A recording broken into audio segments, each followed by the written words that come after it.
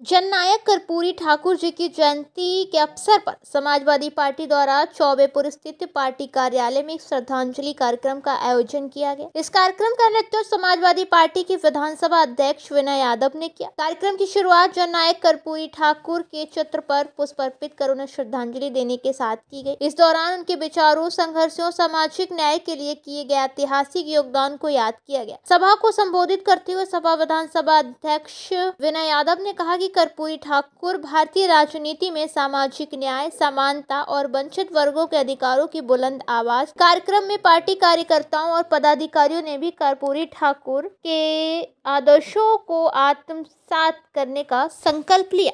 आज चौबेपुर में रौतापुर गांव में हम लोगों ने आज बिहार के 2 बार के मुख्यमंत्री और 1 बार उप मुख्यमंत्री पीडीए के जननायक कर्पूरी ठाकुर जी की जयंती थी। तो जयंती का कार्यक्रम आज हम लोगों ने रौतापुर बम्बा में किया।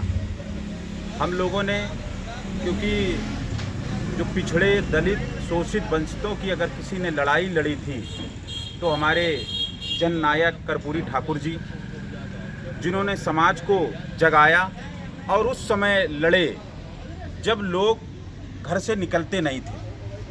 ऐसे समय में उन्होंने अपने समाज को, क्योंकि जिस समाज से वो आते हैं, सविता समाज, नाई समाज, जो उनके पिता का इतिहास था, वो एक दुकान चलाते थे नाई समाज की, और उनके पुत्र थे। इन्होंने पढ़ाई करी। पढ़ाई करने के बाद शोषितों, वंचितों का, जिनका देश है, जिनको इन्होंने देखा, समझा और उनकी लड़ाई लड़ी, और लड़ाई लड़ने के बाद में ये मुख्यमंत्री बने।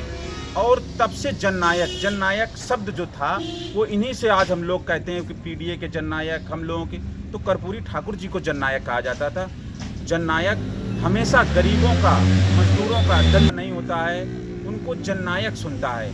ऐसे कर्पूरी ठाकुर जी की आज जयंती हम लोगों ने चौबेपुर ब्लॉक में अपने सभी सम्मानित साथियों के साथ में, ब्लॉक के हमारे जोनल के अध्यक्ष वीरेंद्र वर्मा जी, राजू पाल जी, जगरूप यादव जी, ज्ञानचंद्र कमल जी, सभी सम्मानित लोग, ऋषभ सविता से लो करके हम लोगों ने आज मिल करके जयंती मनाई। और इस संकल्प के साथ जयंती मनाई है कि 2027 में हमारी ये जो समाज है, सविता समाज, गांव में सबसे अगर सीधी अगर कोई जात है, हर गांव में घर होता है, और सबसे घर के देहरी तक अगर कोई संपर्क रखता है तो सविता समाज रखता है।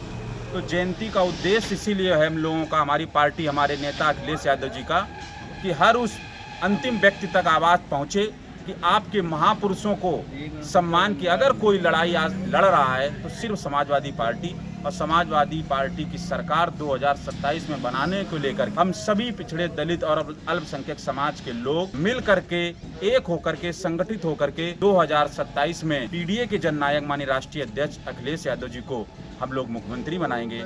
जय समाजवाद, जय भीम।